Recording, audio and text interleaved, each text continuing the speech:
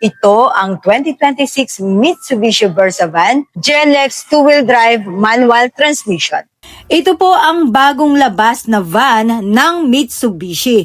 At kung kayo po ay naghahanap ng mas malaking sasakyan, yung tipong kasyang-kasya ang malaki nating pamilya, o kaya naman gusto nyong ipasok sa negosyo tulad ng travel and tours or pang-service po para sa mga company at sa school, I'm sure perfect ito para sa inyo. Ang Mitsubishi Versa Van ay may dalawang color options. Una na po dyan ang white solid at ito po yun. At ang pangalawa ay ang silver metallic.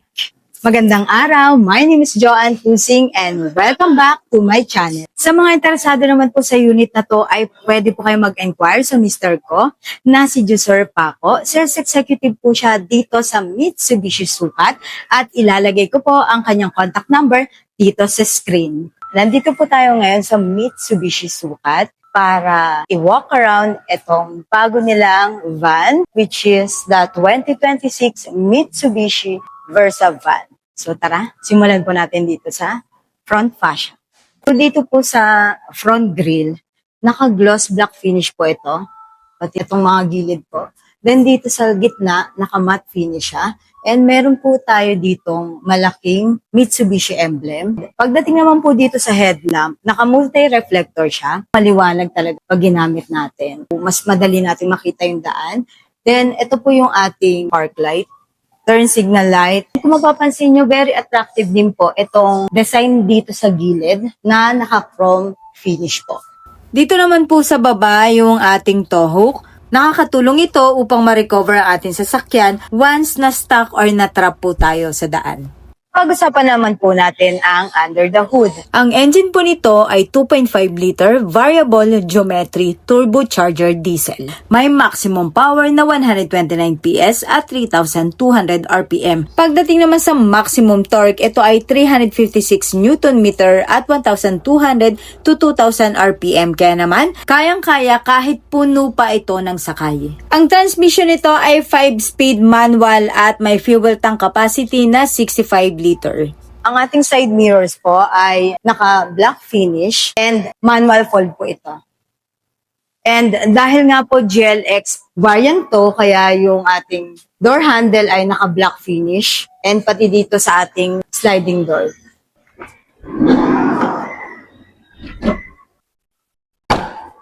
Dito naman sa door panel, mayroong komportableng armrest and andito yung switch natin para sa power window. Dito naman sa baba, may compartment po tayo at ang bottle holder. Then, nandito po yung speaker natin. At dun sa kabilang pinto po. Yan. Naka-dual po kasi na speaker tayo dito sa van. Sa seats naman po, yan, naka-manual po tayo. Pasulong at paatras po. Then, nare-recline po siya. So, ganyan siya, guys, pag nakasagad. So, ibig sabihin, pwede po tayo dito magpahinga or matulog. And kung mapapansin nyo, dito po sa ating headrest, naka-fix na po yan. So, hindi siya ditanggal, guys. Mayroon po tayong heat function dito na ginagamit po tuwing cold weather. So, pag malamig lang yung panahon, guys, saka lang po natin yan i-on. Kaya, dapat po lagi siyang naka-off pag hindi po natin gagamitin. Sa baba po nito, mayroon pong maliit na compartment. Pwede nating ilagay dito yung coins or cellphone. Pwede din. Then, dito naman po yung gas tank release. Kahit medyo maliit po tayo kasi 4'11 lang ako, guys. Yan. Hindi tayo masyado mahihirapang umakyat. Yan. Sa tulong po ng stepboard at ng handlebar. Pagdating naman po sa steering wheel, ito ay naka 3-spoke urethane and D-shape na siya kung mapapansin nyo. So, ang kinaganda po niyan, mas malaki po yung space dito para mas makagalaw po ng maayos yung driver po. Yan. Kahit GLX po ito, mapapansin nyo dito sa steering wheel niya, meron po siyang silver accent na matte finish po. So, very attractive tingnan. Siyempre, hindi mawawala ang Mitsubishi logo sa ating steering wheel. Then, andito po ang airbag at dito sa passenger po. So, dual airbags po ang ating Mitsubishi Versa van.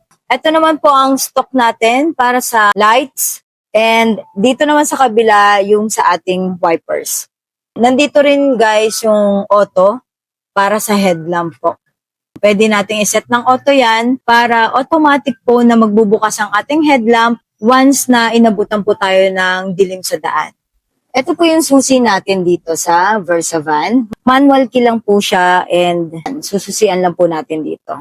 Nandito po yung ating hazard button. Kung mapapansin nyo, mayroon po tayo ditong 4 na aircon vents.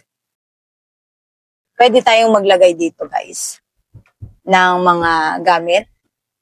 Pwedeng-pwede kasi ayan, meron tayong lagayan. And medyo sakto lang yung pinaka windshield niya. Pero yung dito po, ang liit lang. So, ang advantage nito, maliit lang yung blind spot niya. So, ibig sabihin, mas malaki yung nakikita ng driver, mas safe po siya makakapag-drive. Kasi ang liit lang ng blind spot. Halos kita niya yung daan. Pag kailangan naman po natin gamitin ng traction control, andito po yung ating switch. Malaking tulong po itong feature na to sa atin lalo na kung marami po tayong sakay para matulungan po tayo mag-accelerate sa madulas na kalsada. Kung mapapansin nyo, hindi pa siya naka-touch screen. Equipped po siya ng AM and FM radio. Auxiliary in capable po siya. Then dito naman yung ating tune kung magpapalit po tayo ng radio station. Then ito po yung volume niya. At dito sa baba, makikita nyo may lagayan din po tayo dito. Pwede nating ilagay susi or cellphone or kung ano pong accessories na ginagamit nyo po. Sa aircon, naka-manual switch po tayo. May cold and heater po. Magagamit natin ng heater kung nasa mahamog na lugar tayo, medyo malamig talaga. Yan. Then ito yung button po para sa aircon natin. Ito yung para sa fan. Ito kung saan yung gusto natin pagpasok po ng hangin. Then, ito naman yung button para po sa rear cooler natin. Yung sa aircon po sa likod. Mayroon din tayong switch para po sa pagpasok ng hangin or kung gusto nyo naman po nang iikot lang yung hangin dito sa loob po ng ating van. Kung mapapansin nyo, parang kala mo wala, no? Pero pag pinul natin yan, cup holder po siya, dalawa na. So, very convenient po ito kapag mag-drive-thru ang driver, then kung may passenger dito, may dalawa na silang lagayan dyan. Very convenient kapag gusto nating uminom ng drinks, guys. Then, after nun, push lang din natin para hindi siya nakasagabal dyan. Ito naman po ang ating glove box. Malalim siya and malapad. Actually, ang laki niya. Marami tayong mailalagay dito, guys. Ang lapad and malalim talaga siya. Pagdating naman po dito sa ating sun visor, dito sa passenger, yung standard lang. Then dito rin, standard lang na sun visor, pero meron tayo ditong ticket holder. Ito naman po ang ating map light. Then off. Yung rear view mirror natin, naka-auto dim na to guys. Ang advantage kasi ng ganito, in case na naka-high beam po yung nasa likod natin, nasa sasakyan, is automatic po siya mag-auto dim. Very convenient po yun para sa atin while driving kasi hindi tayo masisilaw, hindi po masakit sa mata at safe po tayo makakapag-drive. So guys, 3-seater po dito sa first row. And kung mapapansin nyo, itong gitna po, pwede nating i-fold. Ito. Yan. Ito yung lever, guys, para ma-fold natin. Armrest na siya, o kaya naman, pwede natin gawing table in case na kung magna-drive-thru, diba, kakain dyan. Yan. Ganun lang siya. Pag ibabalin. Pagdating sa seats, guys, gray color siya na fabric po. So, ang kinaganda pag fabric, guys, kung sakaling mag-park po tayo sa open parking po, yung upuan, pagpasok natin, hindi tayo mapapaso, hindi siya mainit kasi fabric siya. Then, pwede tayo magpalit-palit ng seat cover po. Dito naman po tayo sa passenger cabin.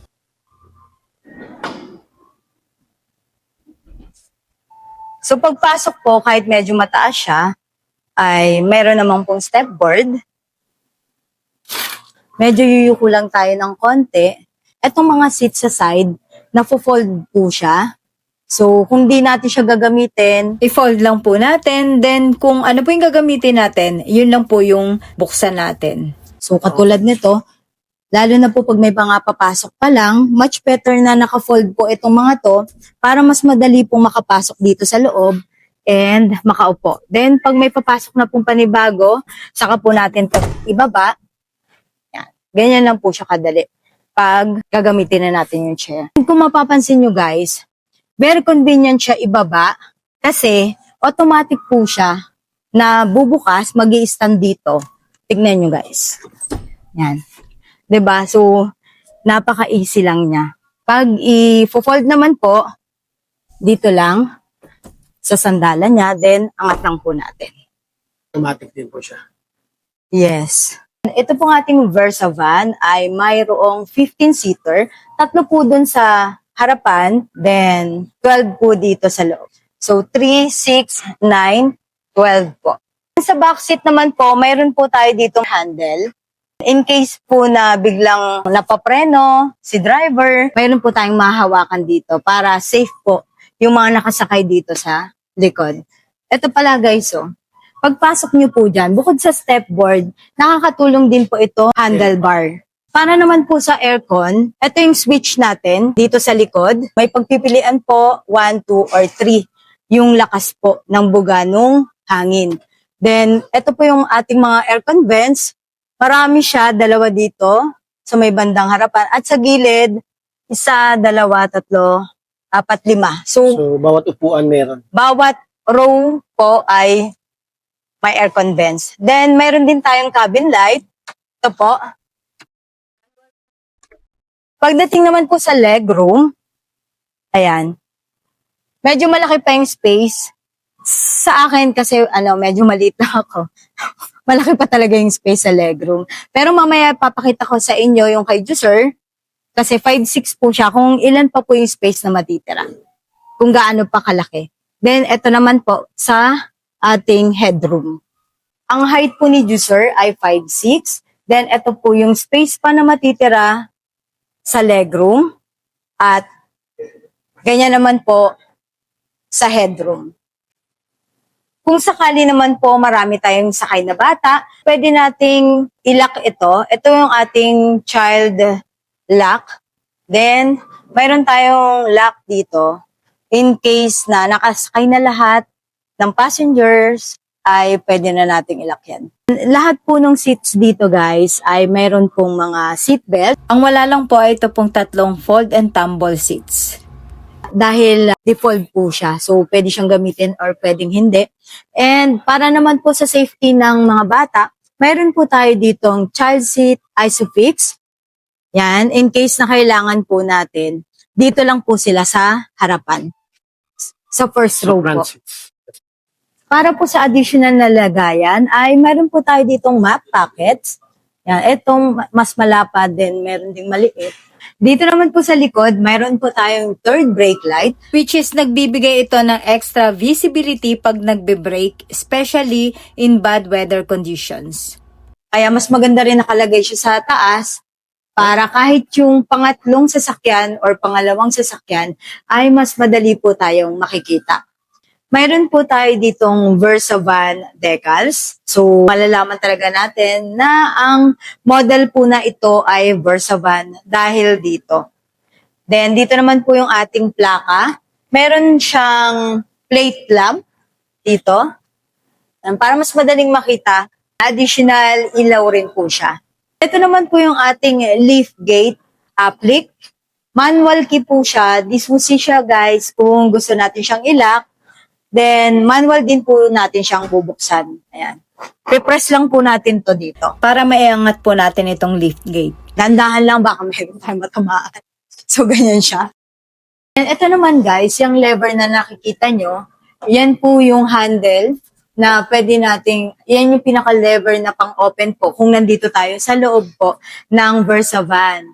Then, ayun po, yung switch na yon, yan naman po yung pinaka-lock ng ating lift gate. Okay?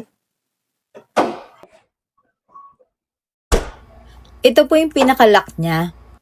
Yan, hindi nyo na siya mabubuksan. Then, pag inon natin yan, Ito yung pinaka pangbukas. Yung lever. Okay? Ganyan siya, guys. So, pwede rin natin siyang isara na nandito ka sa loob. Ayan. Hain nyo lang yun. Pagdating naman po sa gulong, ito ay naka 15 steel rim with hubcap. Dunlop na po yung ginamit nila gulong. Dito po sa front, ang suspension ay torsion bar with stabilizer. Then sa rear po, elliptic lip spring. Ang brakes naman po sa harapan ay naka-ventilated disc at sa likod naman po ay drum brake. Ang Mitsubishi Versa van ay may dimensions na 4,710 mm sa length. Ang width naman po ay 1,695 mm. At pagdating naman po sa height, ito ay 1,990 mm. 195 mm naman ang minimum ground clearance nito at may wheelbase po na 2,555 mm. Sa mga gusto naman po malaman ang gross vehicle weight nito, ito ay 3,400 kilograms at ang curb weight ay 2,011 kilograms. Sigurado naman na mananatiling control natin ang Versa van kapag nagbe-brake dahil sa anti-lock braking system at electronic brake force distribution na features nito. Dahil dyan, may iwasan ng accidents. Ang 2026 Mitsubishi Versa van GLX manual transmission ay nagkakahalagang 1,649,000 pesos.